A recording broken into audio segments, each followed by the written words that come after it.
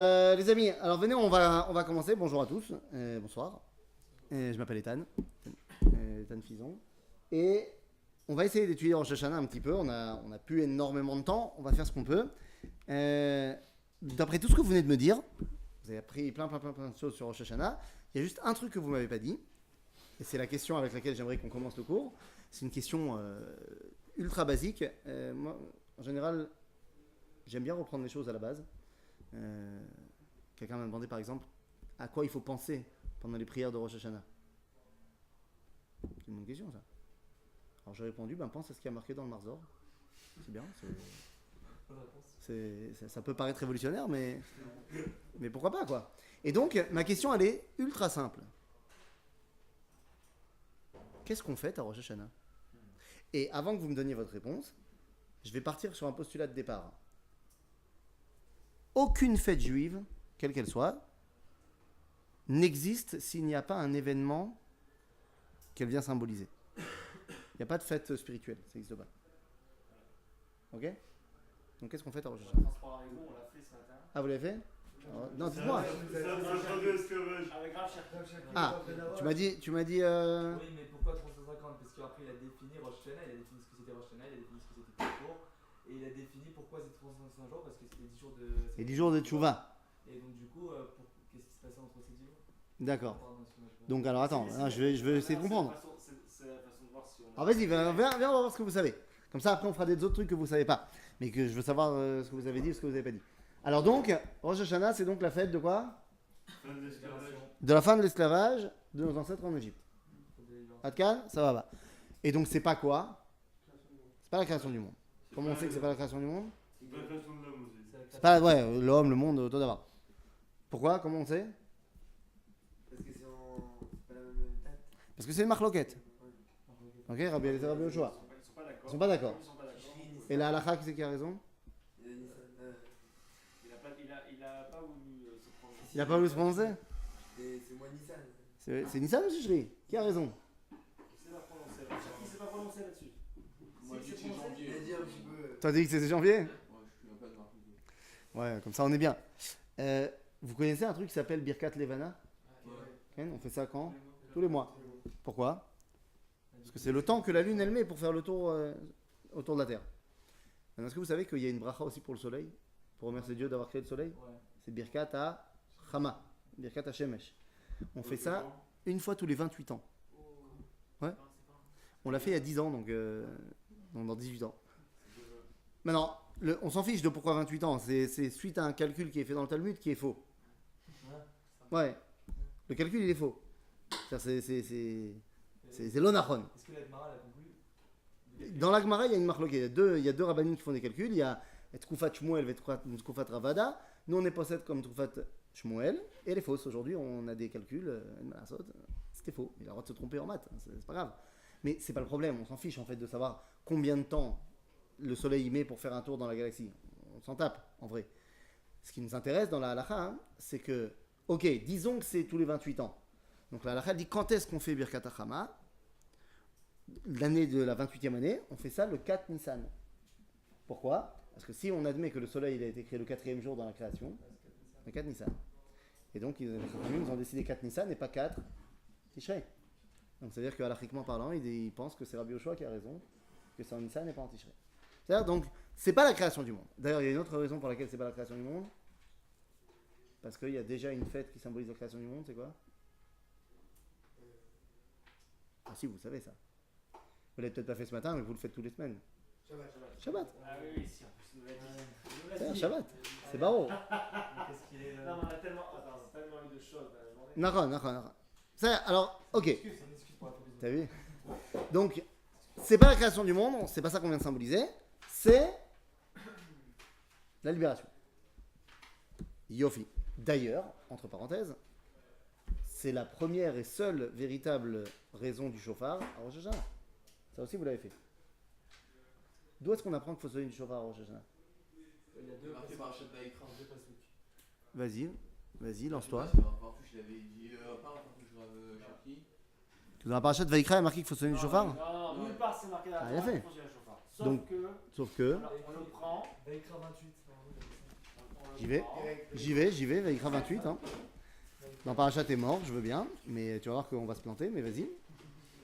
On parle du chauffard. Fais-toi. alors, On parle du chauffard. Il y a une différence entre on parle du chauffard. Mais pour Et la on dit- première fois, ils disent il faut sonner le chauffard. Et donc, Je sais pas, c'est ce qu'on m'a dit, hein, mais on peut faire autre chose, je m'en Ah, fiche. c'est très bien, c'est très bien, c'est très bien. Alors, le problème, c'est... Vaïkra 20, Vaïkra Voilà, parce que Vaïkra 28, il n'y en a pas. Hein, moi, je veux bien, mais... Alors, Vaïkra 20, ok. Quel verset? Ils disent le mot chauffard. Ah, ils disent le mot chauffard. Vartal, chauffard. Va'avarta shofar. Attends, Vaïkra 20, ok. Et donc... Donc, faudrait pas le chauffard. Ouais. T'es Hamoud, il parle du chauffard. T'as un verset à me donner? Faut que je lise tout le verset, tout le chapitre. Allez, chercher. Ah, tu veux quoi? Tu veux chauffard?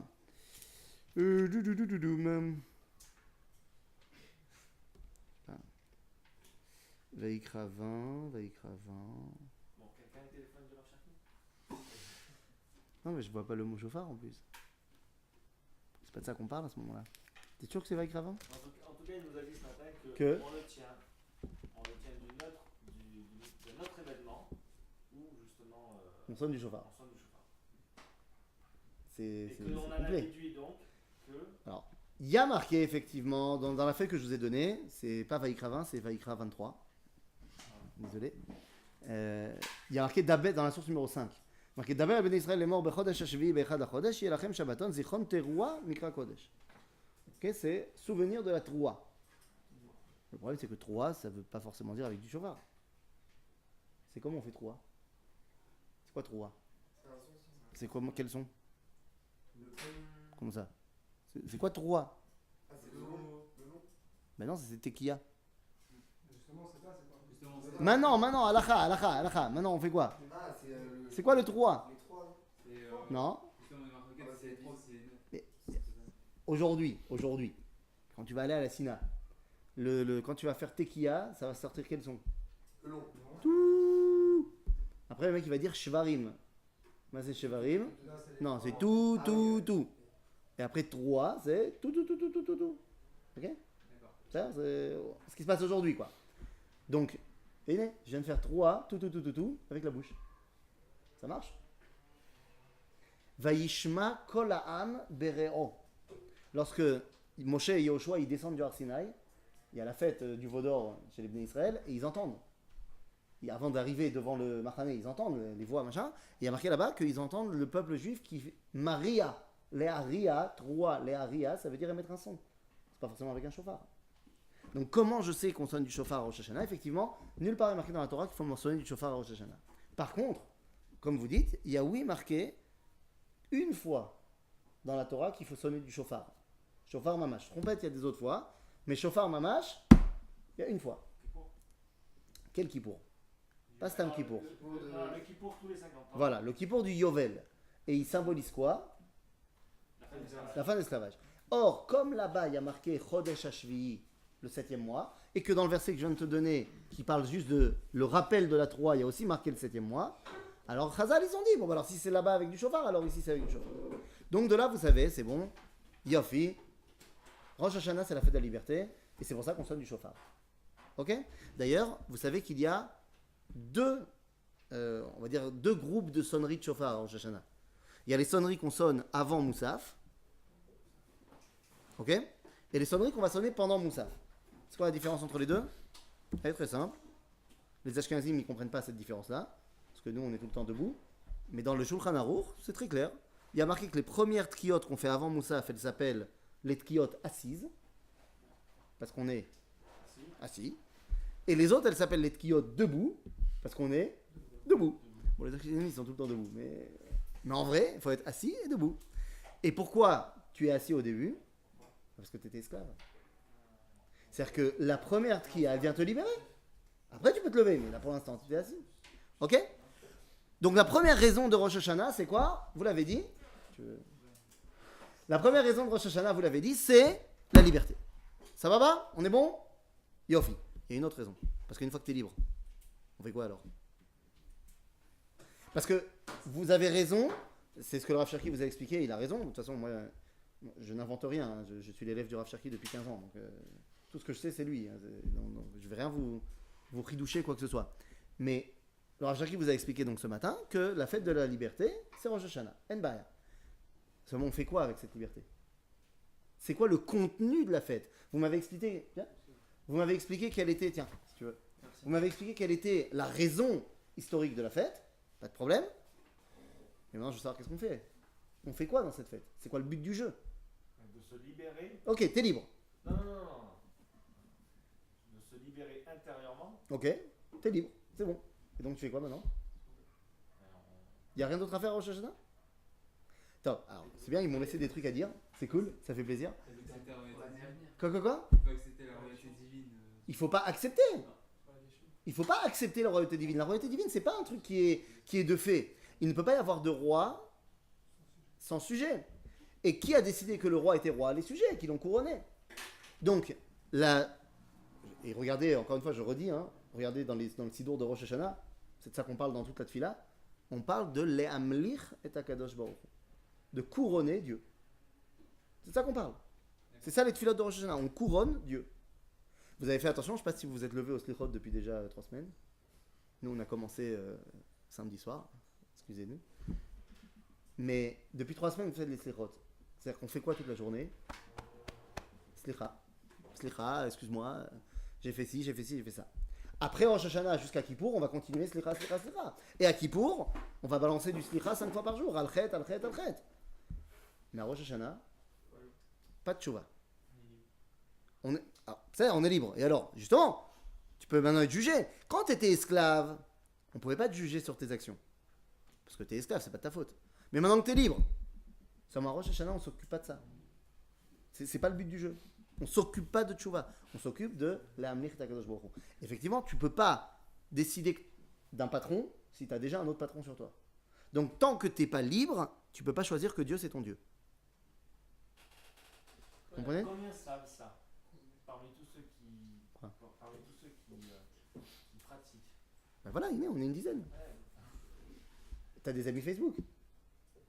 Non, moi je fais pas ça. T'as pas sur... Mais tu as des amis? Tu as des groupes WhatsApp? Ouais, mais j'ai pas besoin d'avoir ça pour avoir des amis. Non, mais d'accord, j'imagine. Mais tu as des groupes WhatsApp? Ouais. Bah diffuse. Comme ça, tu auras un maximum de gens qui le sauront. Tu es en train de me dire, t'enfonces une porte ouverte, tu es en train de me dire que la majorité des gens religieux, ils savent pas pourquoi ils sont religieux. Oui, c'est vrai, tu as raison. C'est malheureux, mais c'est vrai. Pourquoi? Bah oui. Bah, s'ils sont religieux, ils ont étudié la Torah, donc ils le savent. Alors d'abord, c'est pas du tout parce que tu as étudié la Torah que tu le sais, pour une simple raison. C'est que, avant que le Rav Cherki te fasse le cours de ce matin, essaye de te balader dans toutes tes connaissances et demande-leur quelle est la raison historique de pourquoi on fait Rosh Hashanah. Genre, le Rav Cherki, il n'a rien inventé, hein, c'est la source numéro 3, c'est marqué dans la Gemara. Seulement personne va te dire ça. 90% disent c'est La création du monde. C'est-à-dire, Ah, ok. c'est un fait. C'est malheureux, mais c'est comme ça. Donc déjà, il y a Torah et il y a Torah. Déjà, il y a Torah et il y a Torah. Et deuxièmement, n'oublie pas que quelqu'un qui fait les choses par habitude, parce qu'il a grandi dedans, et c'est très bien, je suis pas contre, hein, mais il a passé l'âge de se poser des questions. C'est-à-dire, il y a des choses qui sont des acquis pour lui. Il s'est posé les questions quand il avait 4-5 ans. On lui a donné les réponses qu'on lui a données, et puis après, de toute façon, on lui s'est plus vraiment posé les questions à l'école, parce que ça y est, tout le monde le fait, yalla, nous. C'est pas comme les gens, moi j'ai eu la chance, entre guillemets, j'ai pas grandi dans une famille religieuse. J'ai fait tchouva en arrivant au Machon Meir comme vous il y a 15 ans, et 14 ans. Et j'ai posé des questions, je connaissais pas. À chaque fois, et le Rav Cherki m'a dit, à chaque fois qu'il y a une barbe qui te dit quelque chose, demande-lui d'où ça vient. Demande d'où ça vient. Pourquoi? Parce que si tu te poses pas la question, combien de fois tu as des religieux, quand tu leur as demandé pourquoi on fait ça, ils t'ont dit Kato Batora. C'est marqué. Ah, c'est vrai que c'est marqué, d'accord, mais c'est pas une réponse. Pourquoi c'est marqué? Tu comprends? C'est énorme, ça veut dire quand même, malheureusement, il y a plein de juifs qui rentrent pas dans le... Quand je dis bon état d'esprit, c'est-à-dire qu'ils rentrent pas dans l'état d'esprit de la fête, quoi. Je vais te dire un autre secret, qui est aussi une porte ouverte. Non, c'est La dommage, majorité, c'est dommage. l'écrasante majorité des juifs religieux, des juifs pas religieux, j'en parle peine pas, mais l'écrasante majorité des juifs religieux, ils n'ont jamais étudié ce livre. C'est quoi ce livre? Le Tanakh. Ils disent que la calpésor, c'est n'importe. C'est ça, on voit Hein? C'est pas une calpésor, juif, c'est pas très bien, c'est pas dessus. N'importe quoi. Il paraît que quoi N'importe quoi. Le Zohar, c'est un commentaire du Tanakh. Donc comment tu veux que le Zohar, il te dise c'est pas bien d'étudier le Zohar? Le Zohar, c'est un commentaire de ça. Ah, c'est sûr. À l'époque d'avoir été étudié Par contre, il peut te dire que peut-être qu'ils veulent te dire que c'est pas bien d'étudier ça la nuit. C'est-à-dire, t'as plein d'heures dans la journée. Pourquoi? Ça, d'après la Kabbalah, mais on n'est pas kabbaliste de toute façon, donc c'est pas le problème.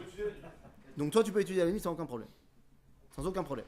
On a le droit de dire des Teilim la nuit, on a le droit d'étudier la Torah. Les Teilim, ça fait partie de ça. Hein. C'est marqué là. Il y a un des livres du Tanakh qui s'appelle Teilim. Boum. Mais parce qu'aujourd'hui, les gens, ils veulent se la péter Alpi à Kabbalah. Ils veulent se la péter kabbaliste toutes les 5 minutes. Sauf qu'un kabbaliste, c'est un kabbaliste. C'est pas la halakha, c'est pas la Kabbalah. Donc j'ai le droit de faire les télim la nuit. Tu as le droit de faire les Teilim. Il n'y a aucun problème. Si le seul moment que tu as dans la journée pour faire les Teilim, c'est la nuit, c'est soit ça, soit je me fais une série de Netflix, vaut mieux que tu te fasses des Teilim. Non, c'était pas une série. Hein? C'est une série. C'est nachon. Mais Kitsour, t'as compris. Et halachiquement parlant, il n'y a aucun problème.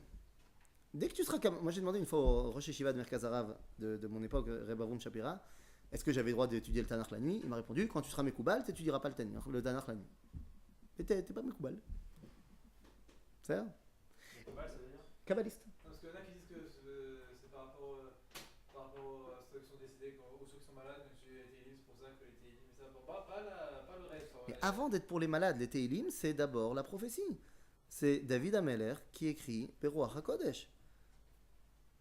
Tu comprends que tout ce livre-là, c'est la prophétie. Et c'est fondamental, je veux dire, c'est la base. Ce livre-là, c'est ce que Dieu il a décidé de dire au peuple juif et au monde. C'est tout. Et les gens, ils ne connaissent pas. Par contre, ils connaissent la Gemara, on étudie la Gemara, et la Gemara, et la Gemara, et la Gemara, mais on ne sait pas ce qu'il y a marqué dedans. C'est fou. C'est fantastique. C'est la base. La Gemara, elle dit qu'avant de commencer la Gemara, tu dois finir ça. Personne ne le fait aujourd'hui, malheureusement. Sauf que moi, quand je suis arrivé au Machon Meir, et que j'étais dans le bureau du Rav Cherki, il m'a dit, t'as pas le droit de rentrer en cours tant que t'as pas fini de lire le livre en français. Si t'as besoin d'une semaine, 2 semaines, m'en fiche, tu rentres pas en cours tant que t'as pas fini le livre. Ah oui? Tu veux commencer à étudier la Torah, tu sais même pas ce qu'il y a marqué dedans. D'accord? Je vais donner un exemple et j'arrête avec ça. J'étais il y a quelques années chez mes beaux-parents, on était machin, Kitsour Parashat Shoftim. Ok? Parashat Shoftim, je vais à la synagogue et le rabbin, entre Mincha et Arvit, il fait un petit cours. Cool. Mes beaux-parents, ils habitent en Angleterre. Le rabbin, il commence à expliquer le premier verset de la paracha. Il dit Shoftim ou Shotrim ou Melachim titen lecha bechol she'arecha. Ce qui veut dire, tu mettras des juges, des policiers, des rois dans toutes tes portes. Et il commence à expliquer. Et il y a un élève là-bas qui dit Arav, je comprends pas. Il dit je comprends pourquoi il a marqué Shoftim au pluriel. Des juges, il en faut plusieurs. Je comprends pourquoi il a marqué Shotrim au pluriel. Des policiers, il en faut plusieurs. Et pourquoi il a marqué Melachim au pluriel? Normalement, Melech, il n'y en a qu'un seul. Et le Rav dit c'est une excellente question. En fait, c'est parce qu'il y a un Melech Shel Mala, un Melech Shel Mata, il y a un roi en haut, il y a un roi en bas, et le roi en bas, il doit représenter le roi d'en haut. Il commence à lui expliquer pendant 5 minutes. Il a fait. Sauf qu'à un moment donné, ça m'énerve. Alors j'ai levé la main. Il m'a dit oui. Je lui ai dit écoutez, faites ce que vous voulez, mais dans mon Chumash, il n'y a pas marqué Melachim. Il y a juste marqué Shoftim ou Shotrim. Il n'y a pas marqué le mot Melachim. Ça fait 5 minutes que tu m'expliques pourquoi il est marqué au pluriel et pas au singulier, un mot qui n'existe pas dans la paracha. C'est fantastique quand même. C'est fou. Alors il m'a regardé, il m'a dit ouais, c'est une bonne explication aussi. Tu comprends ça, les mecs ils connaissent pas. Donc tu me dis les mecs ils connaissent pas. Ouais, ils connaissent pas, c'est malheureux. C'est malheureux. Pour te terminer l'anecdote, quand je suis monté en Israël, j'avais un copain qui lui a grandi en mode relige, machin, et mode Haredi. Quand il est venu en Israël, il est parti à l'Yeshivat Mir, à Mea Shearim. Donc moi j'étais au Machon Meir, lui il était à Mir. Il a étudié toute sa vie, machin, pas de problème. Et une fois par semaine, j'allais chez lui à la Yeshivat Mir, on voulait étudier ensemble.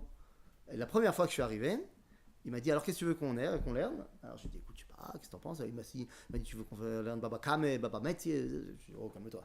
Je sais même pas encore lire l'hébreu, tu veux déjà que deux secondes, calme-toi.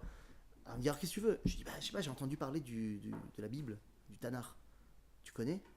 Je dis ouais, mais bon, viens on fait de la Gemara. Je dis attends, j'y connais rien. Bon il m'a dit bon ok. Et donc on est parti dans le Beth Midrash pour trouver un Tanakh pour étudier. On n'a pas trouvé.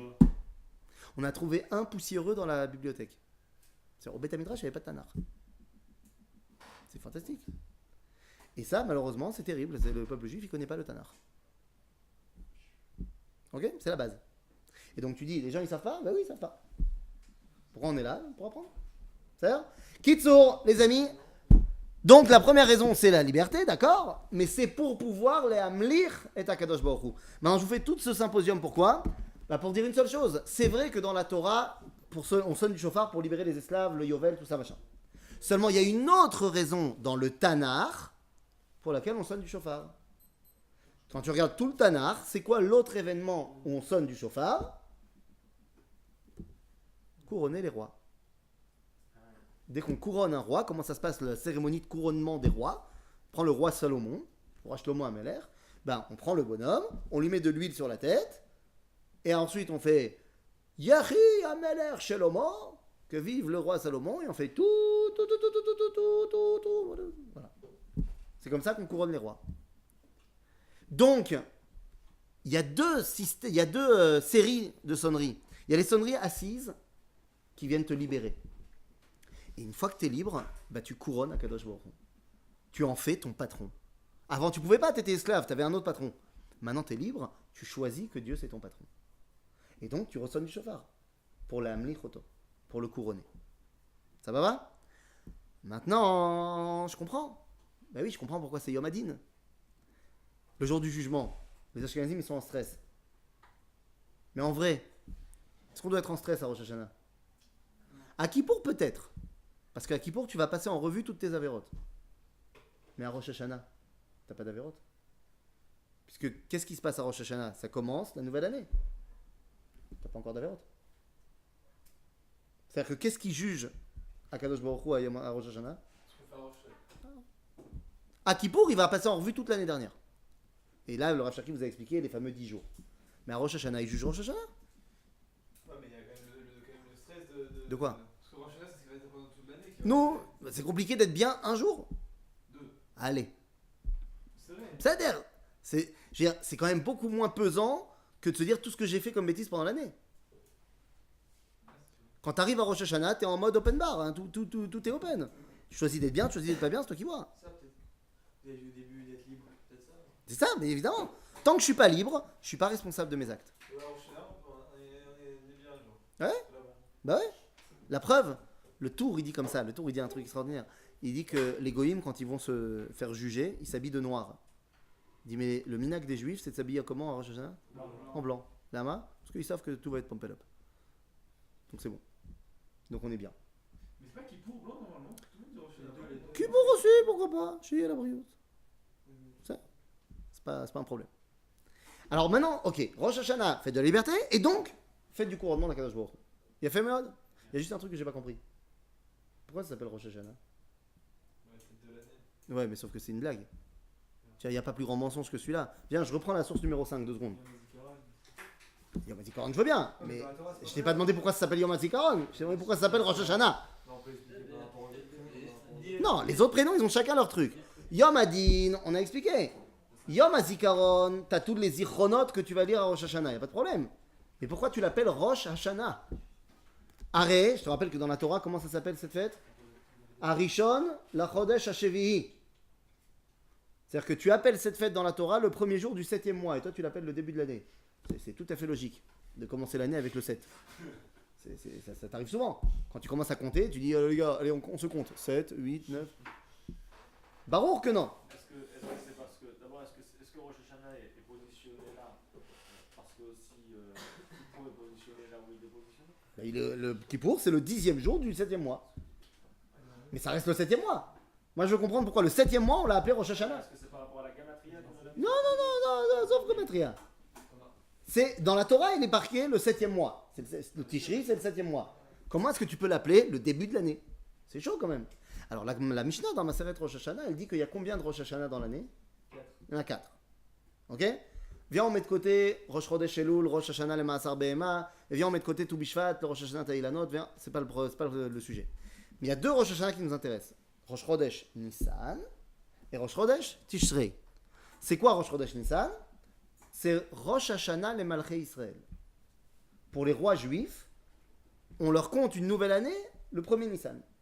C'est-à-dire, tu as été couronné, je sais pas moi, à Purim, 2 semaines plus tard, ça fait déjà 2 ans que tu règnes. Genre, on t'a compté une nouvelle année. D'accord? Aval, la Mishnah, elle dit, le premier Tishri, c'est Rosh Hashanah la Shanim. C'est le début des années. C'est comme ça qu'on commence les années. Mais quelles années? Alors la Gemara, elle continue, elle te dit, non, quelles années? Je vais t'expliquer. Des Malchei Umot Haolam. C'est le Rosh Hashanah des rois des nations du monde. C'est-à-dire, les rois juifs, le Rosh Hashanah, c'est en Nissan. Les rois des nations du monde, le Rosh Hashanah, c'est en Tishrei. Ah, pourquoi non, on fait pas toucher? Oh. C'est qui le roi des nations du monde par excellence? Melech Malchei HaMelachim. Donc en fait, tu comprends maintenant qu'est-ce qui se passe à Rosh Hashanah? Je couronne Dieu. Donc en fait, c'est son Rosh Hashanah à lui. C'est-à-dire qu'à Rosh Hashanah, on va dire qu'on est en 5779. C'est-à-dire qu'on lui a rajouté à lui une année de règne. C'est ça, c'est pas mon Rosh Hashanah, c'est son Rosh Hashanah à lui. Prends le limite. Évidemment, il est limité, il règne depuis tout le temps et à jamais. Mais non, il règne pas depuis tout le temps. Tant que nous, on n'était pas là pour le couronner, il régnait pas. Il était là, mais il régnait pas. Il n'avait pas de sujet. Comment tu veux qu'il règne? Mais même avant la création du monde, comment tu veux qu'il règne? Donc nous, depuis qu'on est là, on le couronne. Et donc Rosh Hashanah, c'est pour lui. C'est son Rosh Hashanah à lui. Ok? Ouais. Mais pourquoi on le fait tous les ans et pas tous les 10 ans ou même Bah parce que c'est chaque année qu'on rajoute une année au roi. Mais je veux dire qu'on va en couronner le roi. Non, on lui remet pas la couronne dessus. Tous les ans, on lui dit, on est d'accord que tu continues à être notre patron. Cool. Quoi? Et lui, il nous dit, je te mets dans le livre de la mort. Pourquoi tu te mets dans le livre de la mort? Je sais pas, ça veut pas. Pourquoi tu veux qu'il te mette dans le livre de la mort? T'es assez pessimiste comme mec, tu serais pas un peu ashkenaz sur le genre? Tu t'es un peu ashkenaz ou... Pourquoi? Tout va bien. Il faut le mériter, c'est pas. De quoi? Pas les lois. Ah bah y a pas de problème, tu fais tchouva. Mais pas. Ma bah. Je vois que vous étudiez Orot HaTshuva. Bah, faut qu'il a dit. La tchouva c'est le plus facile de toutes les mitzvot. C'est pas si simple que ça. C'est pas simple que ça, hein? Si, en fait, c'est la plus facile de toutes les mitzvot parce que le simple fait de vouloir faire tchouva, c'est déjà une tchouva. C'est ça? Après, tu vas. C'est pas grave, non, Makara. Kadosh Baruch Hu, il voit ce que tu as envie à l'intérieur. Tu as envie de faire tchouva, mais en même temps, c'est dur. Bah, il le voit ça aussi à Kadosh Baruch Hu, que c'est dur. Tu crois pas? C'est un petit dag. Tout va bien. Le tout, c'est d'être sûr de savoir. Je vais aller plus loin. La bonne façon. Bah, c'est pour ça que tu as des rabbinim extraordinaires ici. Mais je vais aller plus loin. Rosh Hashanah, c'est donc le moment où je couronne à Kadosh Baruch Hu. Je vais passer sur tout le côté, pourquoi en Tishri et pas en Nissan, les nations, ça le Rav Cherki vous a expliqué ce matin. Mais il y a une dernière chose que je veux vous dire finalement. Parce que vous m'avez parlé du shofar dans toutes ses formes, et il faut entendre, et tout ça, et tout est vrai. Mais je vous ai dit, chaque chose qu'on fait est basée sur un événement qui s'est passé. C'est-à-dire que derrière, il y a aussi des explications ésotériques, pas de problème. Mais ça ne peut pas remplacer l'événement. D'accord? C'est quoi l'événement d'origine de la sonnerie du shofar? Qu'est-ce qui fait, d'où ça vient, cette histoire de sonner du shofar? Le souffle. Non, le souffle. Ah, le souffle de la Kadosh Baruch Hu, qu'il part be'apav nishmat chaim. Mais c'est pas avec un shofar. Akedat Yitzhak, et toi tu dis quoi? J'ai entendu quelque chose ici. Bet Amikdash. Quoi au Bet Amikdash? Parce qu'il sonnait C'est des trompettes. Et des chauffards. C'est pas propre au chauffard. Et toi tu dis Akedat Yitzhak. Pourquoi Akedat Yitzhak? Parce qu'au moment de sacrifier Yitzhak, au final on n'a pas sacrifié Yitzhak, on a sacrifié un bouc ou un bélier qui était juste à côté. Ouais. Et c'est à partir de là qu'on a le chauffard tel qu'il est. Donc, j'aimerais que je vais avec toi dans ton sens. Hein. Viens, on essaie de faire un peu de logique. Il y avait l'histoire de Akedat Yitzhak. Finalement, on n'a pas sacrifié Yitzhak, on a pris le bélier. Et donc, on sonne du chauffard. Le donc, je ne le comprends pas. Et pourquoi tu ne me dis pas, et donc à Rosh Hashanah, on mange du bélier? Ça marche aussi. Je veux dire, ça c'est pas logique, et ça c'est pas logique. D'accord. C'est parce qu'on a sacrifié un bélier, donc on sonne du chauffard. C'est tout normal. Ah, parce que. Non, tu me suis? Oui, c'est bon. C'est... Ok. C'est bon. Moi j'aurais préféré qu'on mange du bélier, c'est meilleur, mais... Ouais, un petit shawarma comme ça. Parce que le bélier qu'ils ont trouvé, il y avait les cornes bloquées. Donc ils ont. Et donc parce qu'il a les cornes bloquées, je sonne du chauffard, c'est bien connu. Non. C'est à chaque fois que je vois un mec avec des cornes bloquées, je sonne du chauffard. Il y a un peu comme ça aussi. Donc, je dis bien, mais il n'y a pas de problème. Mais viens, Ouais, avec plaisir. on essaie de comprendre. En fait, ce qui s'est passé, c'est que, je ne sais pas si vous êtes au courant, donc ça c'est un livre super, mais le problème c'est qu'ils n'avaient pas assez de budget dans le livre. Quand ils ont voulu le faire et tout, machin, et donc il y a plein de scènes qui ont été coupées au montage. Mais Baruch Hashem, on a reçu la version longue.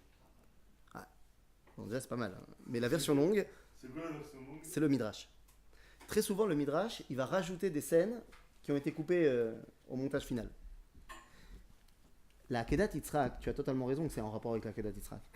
Mais viens, on va essayer ensemble de dévoiler un des plus beaux, enfin pour moi, un des plus beaux enseignements de toute la Torah.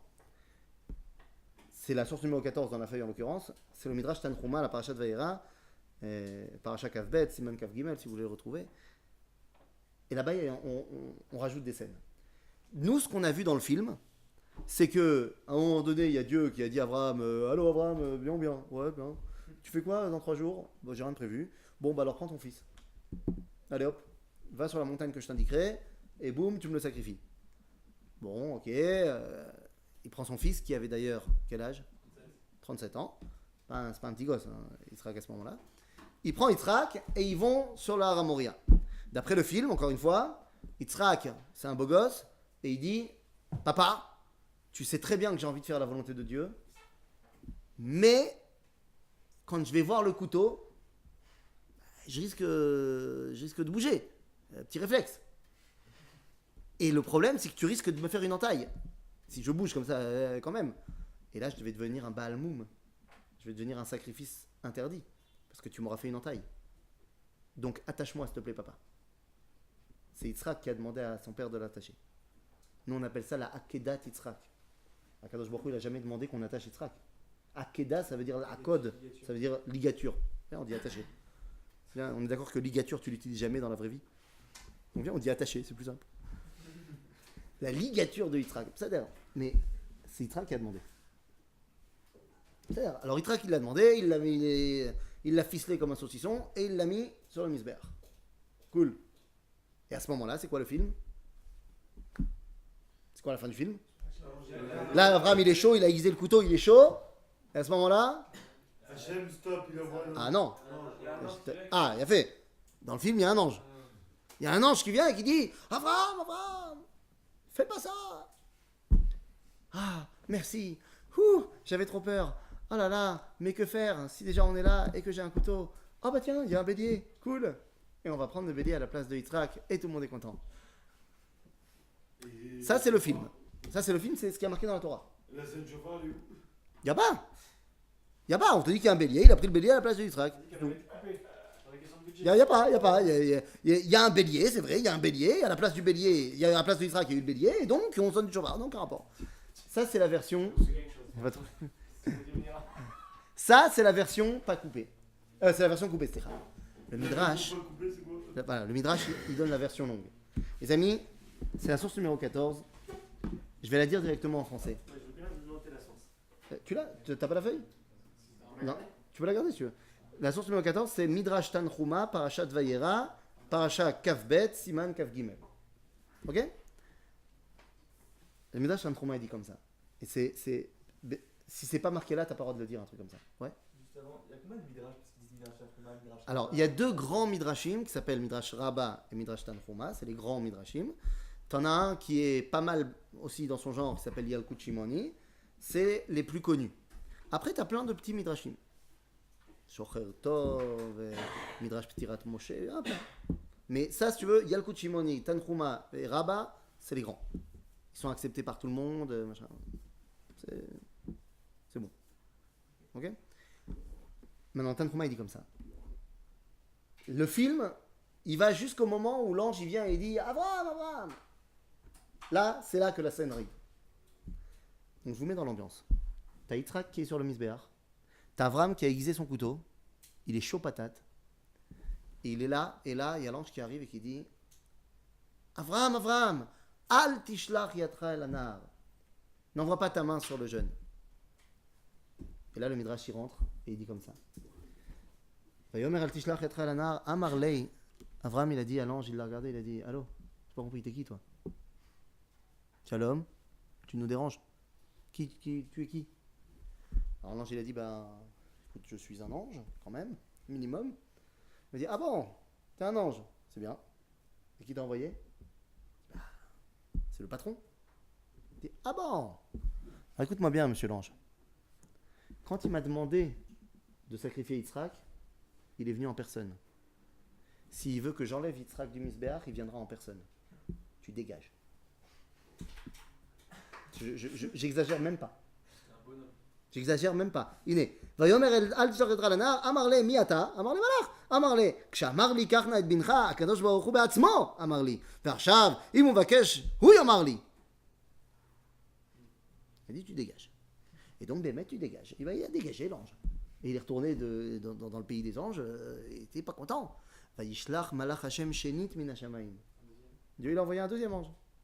Maintenant, à mon avis, ils se sont croisés dans les couloirs des anges. Moi, tu as dit, fais gaffe. Il est chaud en bas, fais gaffe. Et l'ange, il arrive. Bon, il dit, excusez-moi, monsieur Abraham, je peux vous déranger? Il dit, oui, shalom, malach, pareil. Tu as vu ton copain? Pareil. S'il a quelque chose à dire, il vient me voir en personne. C'est-à-dire, les deux anges, ils sont partis, et ils n'ont pas réussi. Et donc, à ce moment-là, arrive Akadosh Baruch Hu. Et ça reprend le verset qui dit Bin ishbati neum Hashem. Dieu, il a dit, c'est bon, je suis là. Ouais. Une question. On n'a pas dit que Dieu s'est resté face à face, mais qu'à Moshe. Là, je n'ai pas dit que c'est forcément face à face. Quand on parle de marée à Névoa, dans le marais à Névoa, Dieu, il peut prendre n'importe quelle forme et il peut mettre n'importe quel voile devant lui. C'est pas un problème. C'est-à-dire, quand il parle à Abraham, il a parlé à Abraham. Mais il ne s'est pas dévoilé en tant que Yud Kevavke. C'est tout. Il s'est dévoilé en tant qu'autre chose. C'est ce qui a marqué dans la paracha de Vaïra, qu'il s'est dévoilé à Abraham, Yitzhak et Yaakov en tant que El Shaddai. C'est un dévoilement qui n'est pas le même que celui que Moshe il a eu. Ok. Kitsour, il vient voir Abraham, il lui dit, ok, je suis là. Qu'est-ce qu'il y a? Abraham, il lui dit, Ata nishbata? C'est bon, t'es là? Alors maintenant, écoute-moi bien, Dieu. Ani nishba, que je bouge pas d'ici tant que j'ai pas dit ce que j'ai à dire. Ouais, comme ça. C'est Abraham. Et Dieu lui dit, vas-y, parle. Et là, Abraham lui dit, écoute-moi bien. N'est-ce pas que tu m'as promis que j'aurai une grande descendance qui seront semblables aux étoiles du ciel? Tu te rappelles, tu m'as dit ça? Dieu lui dit, ouais, je me rappelle. Et n'est-ce pas, je t'ai demandé par qui ça allait passer cette descendance et tu m'as dit ça allait passer par Yitzhak? Il dit, ouais, c'est vrai. Alors dis-moi, Dieu, quand tu m'as demandé de sacrifier Yitzhak, n'est-ce pas que j'avais toutes les raisons du monde de ne pas accepter?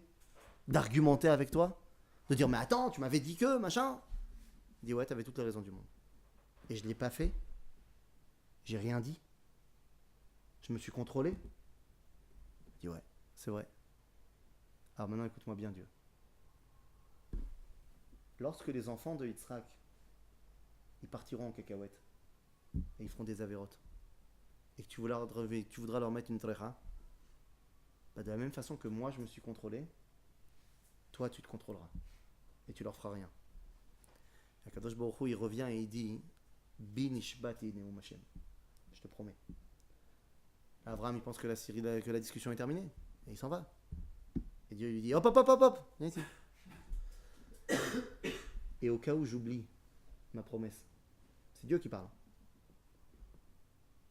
Tu sais comment les enfants de Yitzhak vont me rappeler ma promesse? Il dit non. Il dit bah tourne-toi. Vayar veine ayn chas basvach bekarnav. Et là il voit le bélier. Et il dit tu vas dire aux enfants de Yitzhak que lorsque je me tiendrai devant eux pour les juger, ils prendront la corne et ils sonneront. Et ça rappellera ma promesse. En Bretagne, quand on sonne du shofar à Rosh Hashanah, c'est pas pour que nous on fasse tchouva. Entre grosses guillemets, c'est pour que Dieu il fasse tchouva. C'est pour rappeler à Dieu sa promesse à Abraham de rien nous faire. Que le Ham Israël il continue quoi qu'il arrive. C'est la grande force du shofar de Rosh Hashanah. Ouais. Mais sa promesse, Hachem, il a failli pas la tenir quand après Chet Hagel. Il a dit vas-y, mon souhait, j'ai envie de tous les tuer. Nahon. Donc à chaque fois, mais c'est pas que là. Ouais. À chaque fois il se la joue. Et à chaque fois, il attend que Moshe lui dise mais arrête, t'as promis à Abraham. Et regarde, à chaque fois Moshe il utilise le même joker. Il dit Zchor, Brit Abraham. Et on dit ça dans les tefilot de Rosh Hashanah tout le temps. Zchor, Brit Abraham, Zchor, Brit Abraham. C'est un chauffard chez le Rosh Hashanah. Une question. Ouais. Et comment Dieu pourra oublier? Non, Baruch, il va pas oublier. Oui, mais pourquoi? Mais c'est Mais c'est toujours pareil, il veut que ça vienne de toi. du peuple. Il veut que toi, tu participes, Kiviachol, genre, au fait que lui, il se rappelle. En fait, il veut que toi, tu sois relié à lui. Ton père, il te pardonne toujours, mais il a besoin que tu demandes pardon. Vous comprenez quelle est la force du chauffard au Rosh Hashanah? Mais. Donc Ouais. c'est le chauffeur qui explique nos fautes. Non, il explique pas ta faute. Déjà, Il n'y a pas de faute à Rosh Hashanah. il nous épargne. Tu feras la capara de tes fautes à Kippour. Il s'appelle Kippour le Ok, mais fait. on se bat de chauffard pour Ah ouais? rappeler à Dieu. Et à la fin, tu fais quoi? C'est juste pour se rappeler. Ah, que c'est-à-dire que la sonnerie de Rosh Hashanah, c'est pour rappeler à Dieu, tu nous fais rien. En tant que peuple juif. Après, le problème, c'est qu'il y a moi et toi qui sont des gens individuels. Au niveau individuel, t'as Kippour pour faire tchouva sur toutes tes fautes à toi. Il y a quand même pas de chauffard. Non, il n'y a pas de chauffard, j'ai pas besoin. Parce que ce que Dieu il a promis, c'est qu'il n'allait pas détruire les enfants de Yitzhak, c'est-à-dire le peuple juif. Toi et moi, si on mérite d'être détruit, on sera détruit. Tu comprends qu'il y a une différence entre le peuple juif et toi et moi. Donc à Rosh Hashanah, on s'occupe du Klal Israël. Voilà. À Kippour, on s'occupera de toi. Et de moi. Ça va? Top? Bon bah les amis, il est 7h15, faut que je me casse. Et on devait commencer à 6h15, je suis désolé, mais je donne cours dans un quart d'heure à l'autre bout de la ville. Merci beaucoup. Hazak ou Baruch. Voilà, finalement on a fait des trucs que vous n'avez pas entendus. Excellent. Excellent.